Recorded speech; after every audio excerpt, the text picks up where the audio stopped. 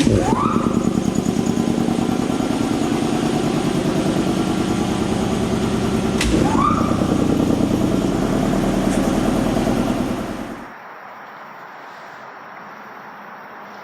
looks like today they got me pulling the motor on this E350. I already got the front bumper off. Got some of the stuff loose. Start taking things apart. Yup. Go to the front clip and grill and stuff over there. It'll be out today.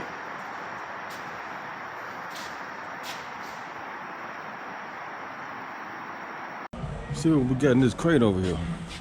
It must be the new engine.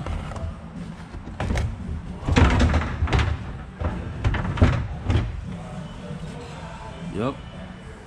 I got to change over the AC compressor right there. The power steering gonna go right there. Change some pulleys. Put the valve covers on. Drop it in.